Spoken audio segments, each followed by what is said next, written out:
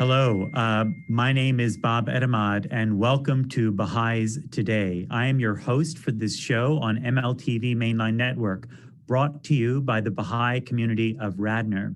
This program will focus on initiating conversations on social change and community building. There will be a series of regular presentations in this program series on people who will share their journey on how they're making the world a better place for all of us.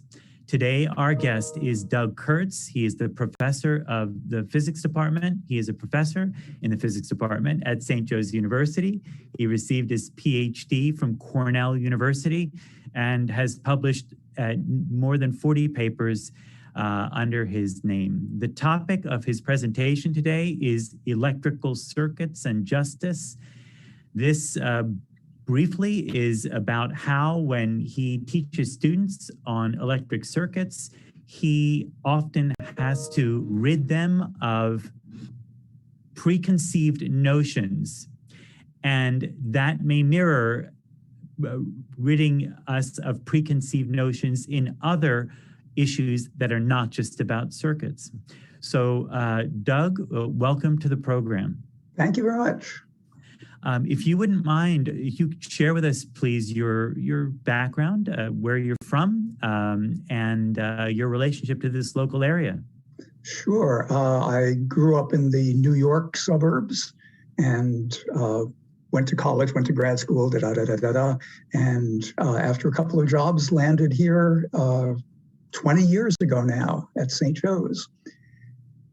Wonderful. And so you've been a full-time faculty at St. Joe's for that period of time. That's right. That's great. Right. That's great.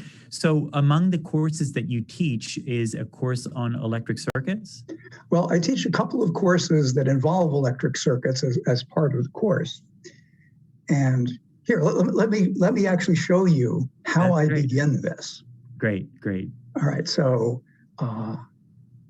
there are some toys that I play with, and there are some of the toys. So the first object of the game is to light the bulb, okay? And in order to do this, it takes a little doing, but you have to notice that there are 2 points of contact, the side of the bulb and the bottom of the bulb.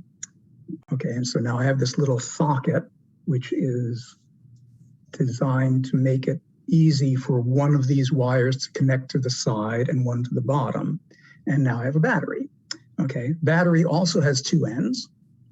And it turns out that the only way to make the bulb light is to connect one end of the battery to one end of the bulb and the other end of the battery to the other end of the bulb. And if I do that, you can see a little bit of light there. Yes, see that. Yeah, so if you now try to imagine what's going on invisibly that makes the light bulb light up and makes it not light up whenever that path gets interrupted anywhere, you're led to this picture where there is something that must flow through the battery and through the light bulb. So we call that electricity or electric current, and it's that flow that makes the light bulb light. Okay, so I want to actually be able to see the light bulb. So I have here a pack of batteries all lined up. And now I'll connect the light bulb to the pack of batteries there and here. Oh, there it is. And now we've got it. Okay, so, but the thing to notice about this is the more the current, the brighter the bulb. Brighter the bulb, the more current. Okay, so now let me take a second bulb. There it is. And I'm going to connect this into the circuit so that current now will have to go through the first bulb. So in the red wire to the first bulb, out the green wire, and then the green wire goes to the second bulb, and then the black wire back to the batteries. So I have two bulbs in the circuit, and now you see they're both lit up, both equal, which tallies with the idea that whatever current flows through one flows through the other. and of course, less bright than before, which makes sense, right? More bulbs, less brightness. All right, so everybody is happy at this point. And now I'm going to take another light bulb. There it is, connect on yellow wires. And I'm going to connect this thing to the first light bulb. And the way I'm going to do that is I'm going to connect one end of the new bulb to one end of the old bulb. So they're now connected together. And then the other end of the new bulb, I'm going to connect on the other end of the old bulb. And when I do that, when I make that connection, what's going to happen? Well, I flip the tables on you here. My guess is that it's still going to light up. Okay. Will these two be equally bright, or will one be brighter than the other? I'm going to say that I think that they're going to be equally bright. Okay. And will it be as bright as this, or will it be brighter or dimmer? I think it should be as bright. Oh, okay. Most people would say dimmer. Oh, okay. Yeah. Okay. Well, so now I hook it up, and there you were right. There it is. Yeah. Okay. Now, for a lot of people, yes, right? If you didn't expect that, that's a big surprise. Fair enough. So tell me now, why did you expect the two bulbs to be equally bright, and one as bright as the other?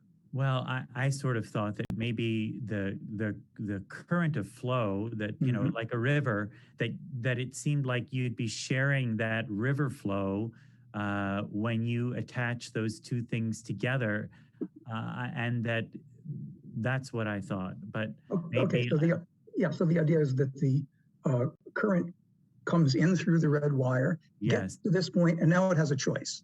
Yes. Either it goes through that bulb, or it goes around and through that bulb to get to here. Yes. And there's nothing to distinguish the two paths, so presumably half of it goes one way and half goes the other. Fair enough. Okay, now, most people, again, would then say, and these two bulbs will be dimmer than before, because they're assuming that you have the same current as before. And so this bulb used to be getting all of the current, but now it's only getting half. Yes, I understand. And so presumably it would get dimmer when I connect things up like that. Yes. Okay, that is a very, very common misconception among people who are doing this for the very first time. And it's something that really has to be dealt with. Okay, so how do you deal with it? Okay, so one thing I have to think about is, where might that idea have come from, right? And I don't know where it came from. Here is one little possibility. I mean, here's a battery, and it says on it 1.5 volts. So it's kind of a natural assumption. Okay, the battery puts out 1.5 volts of electricity once you connect it up to something. Now, once you've gotten that idea that a battery always puts out the same amount of current no matter what it's connected to, something takes over called confirmation bias. Right, so whenever you see something that accords with that idea, you notice it and say, yep, see. And if you see something that challenges that idea, you might not even notice. So you've actually seen two pieces of evidence that challenge that idea. And I can point out to my students that they've seen that and they haven't noticed that, when I had the two bulbs hooked up in series, they were dimmer than before. Yes. But if the battery always puts out the same current, each of those bulbs should have the same current as just the single bulb did. Well, I never knew that you could put out different amounts of energy, I'm going to call it, Yeah. from the same battery, that there's going to be a difference based on, I guess, demand. That's right. Yeah. And one of the things that I have to get people to talk about is that there's a difference between the amount of current that's flowing and the energy that it carries. Okay, and of course, one of the things that makes this really challenging is that people tend not to articulate that idea. It's just an idea in your head. And, oh, of course, the current splits, therefore, we're no longer getting the full amount of current, but we're getting half of what we assume is the same amount. So you're implying, and I think I can understand, you're implying that a preconceived notion might almost impact the way that you would see real data or real information, that you might almost dismiss real information because your preconceived idea may be so powerful to you that you just won't believe what's in front of your eyes, literally. Exactly. And in fact, you might not even notice things that contradict that idea, partly because you aren't even consciously aware that you have that idea. So this year, as I was starting this subject, I happened to go to a workshop about the topic of implicit bias.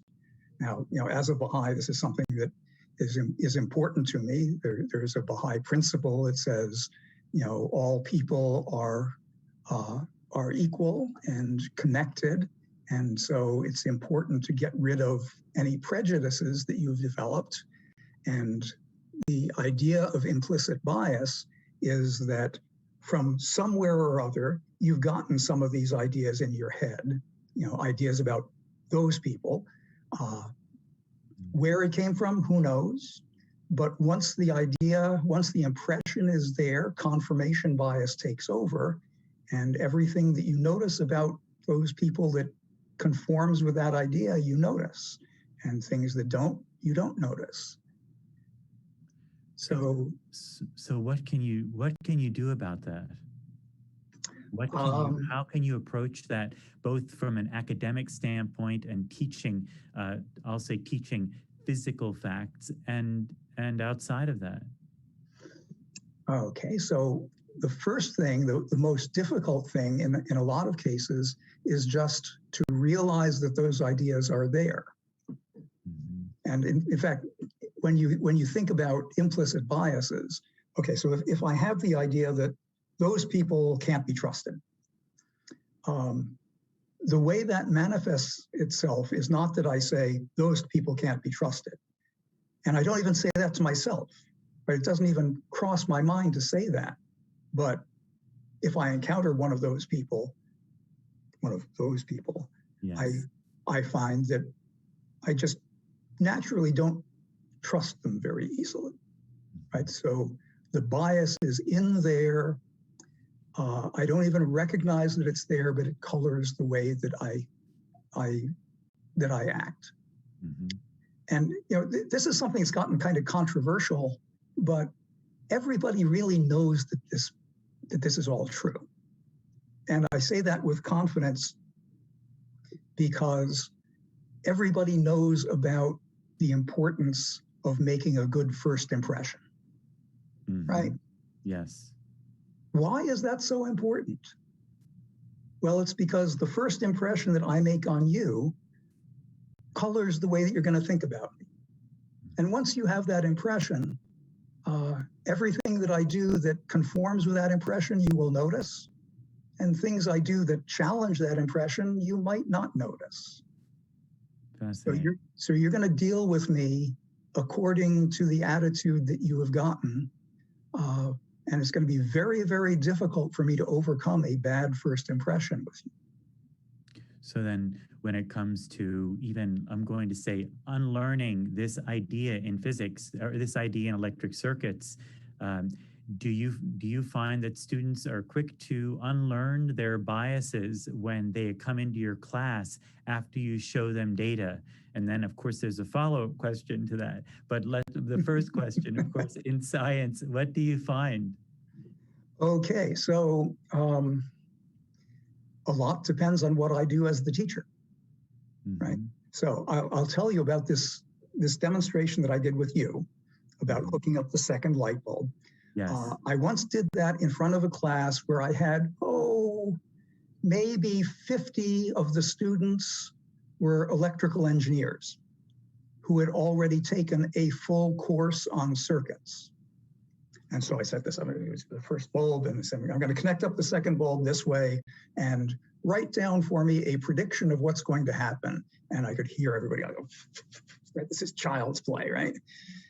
And I waited for them. Okay, everybody got your prediction written. And then I connected up the second bulb, and there was an audible gasp throughout the room, right? Because these folks who had done an entire course calculating everything there is to know about circuits hadn't gotten rid of that idea. Fascinating. So, I mean, there's an assumption that a lot of us make as physics teachers that, if we just have our students go and do enough calculations, they will absorb the concepts. And that doesn't actually work. So what I have to do things to explicitly address the misconception. And you have seen 2/3 of it, right? So the general strategy of what I do to help people correct their own misconceptions is elicit, confront, replace. So the first thing I have to do is something that elicits the misconception. So I hook up the second bulb. It didn't do what you expected. So now we have to confront that fact, right? Yes. Don't just let people go, doesn't matter, right? So you made a prediction. Your prediction wasn't right. Okay, so how did you get that prediction? Let's see, what were you thinking when you made that prediction? And get them to recognize that they were making this assumption that the current coming out of the battery wouldn't change. And then the third thing is replace. So this is hard work.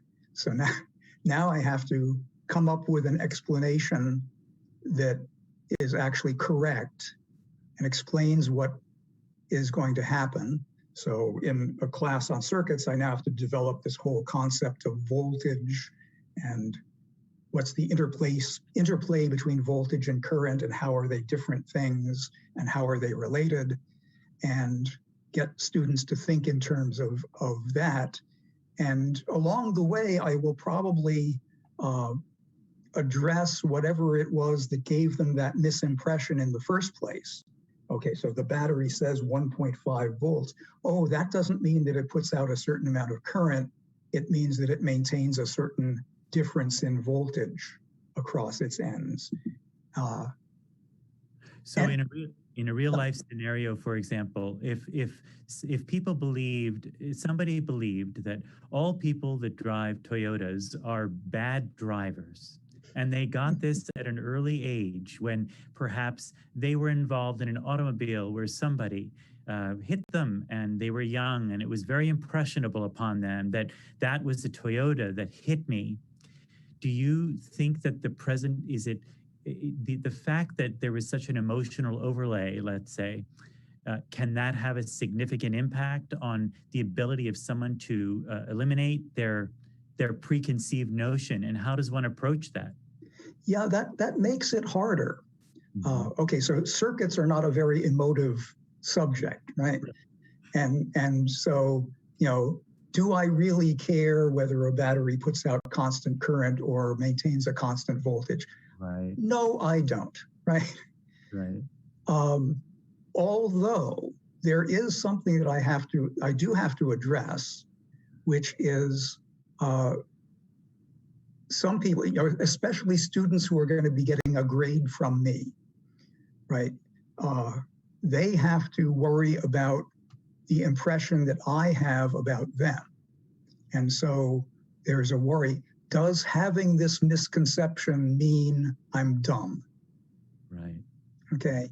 And I have to assure them, you didn't, it's not that you're dumb. It's just that you got infected with this idea from somewhere. Right. And maybe it's something that seems perfectly logical, like saying, oh, there's a number on the battery. Presumably it means this. Yes. And so I have to let students know that it's okay that you have these misconceptions. You come by them naturally. Now let's just get down to the business of correcting them and improving your thinking on the subject. So in the example that I offered, which is maybe not even as emotive as, let's say, some of these social issues that are being presented to us today, that emotive overlay, the emotional overlay, I'm sure offers many people an opportunity to be more set, perhaps, in their preconceived ideas, and that for them to find ways out of those preconceived ideas. Have you identified strategies that you think might be helpful as they move forward while looking at your issues in instructing people on circuits? Oh, yeah. So there's the $64 million question, right? Yes. Okay, so let me see about this. Okay, so one thing that I have observed doing this. Okay, so we have gotten past this point, and we've done all of this work to develop this better picture of what actually goes on in circuits. And as we're doing this, we're doing more and more complicated things. And eventually I get to the point of asking a question that's sort of like this one. So I'm going to set up that second circuit with the two light bulbs. So current goes from the red wire through a bulb to the green wire to the second bulb. And if I actually have it connected to the battery, everything lights up. Mm-hmm. So there we have it. And now I'm going to do my yellow bulb trick again. So I'm now going to connect this bulb up so that one end of the bulb is connected to one end of bulb number 2 here. And then I'm going to connect the other end to the far end of bulb number 2. And what's going to happen? Okay, and now a number of my students will get this right the first time, right? They are the ones who are applying the new thinking, but quite a number of the students will say, okay, so current's going to come through, it's going to all go through that bulb, comes around, gets to here, and now it splits 50-50. And so now this bulb, instead of getting full current, is going to get half. The other half is going to go to that bulb. And so these guys will get dimmer. And this one won't change. Okay, so they have fallen back on the old thinking that the total current out of the battery doesn't change when I change something in the circuit. And yet when I now connect this up, yeah, these two do get a lot dimmer, but oh, that one got brighter. That's fascinating. Yeah, so I changed the circuit and that changed the amount of current coming out of the battery. So right now, this one is getting all of the current. It still is getting all of the current, but it's getting all of a bigger current. Okay, so you see that idea. So I, as I say, I still have some of the people in the class who are reasoning about this, falling back on the old thinking, even though we have been working on trying to replace the old thinking. So I think the message in that is that it takes persistence, right? Persistence. So I give you, yes, I give you new information that contradicts the old idea, nevertheless, it persists. And since the old idea persists, you have to persist in trying to get rid of it. Fascinating. So we have a few minutes left. I wondered, so do you feel that your students are motivated to learn? They feel that you are their teacher, perhaps, and that there's a body of language to learn. In the world, I wonder, are there parallels, meaning that do people seek, do you find that people are seeking to know a better know, to know things better in that same way, such that they're motivated to throw out their old preconceived notions? What may lead them to want to know better? Oh, okay, that's a wonderful question. So, brief answer is a lot of my students don't particularly care about electrical circuits, right? And so, why would they go and make the effort that it takes to police their own thinking, change the way they think about that? And what I tell my class now is, look, there is a certain skill set that you have to develop in order to be able to change your thinking. And circuits are not the only thing that you can use them for. But you can apply those skills in the much more important contexts of prejudices against other people. And believe me, students of the age that I teach do not want to be prejudiced against other groups of people. Mm-hmm. So I'm giving you a very nice circumscribed context in which to develop these skills, where nobody gets hurt, it's not emotive.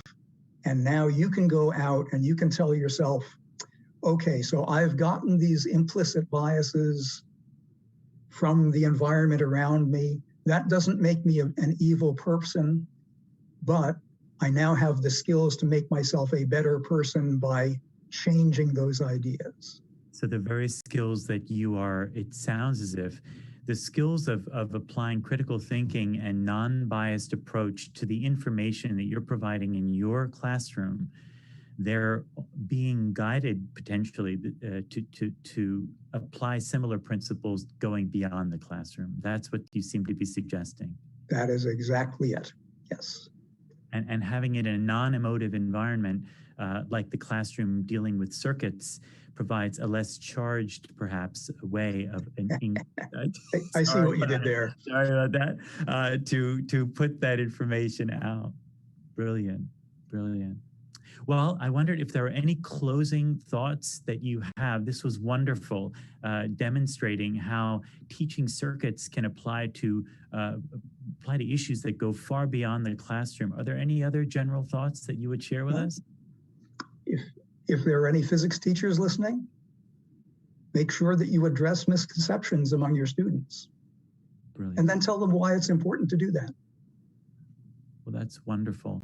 Well, I want to call you Professor Kurtze. It was a privilege really to speak with you today and share with you your insights.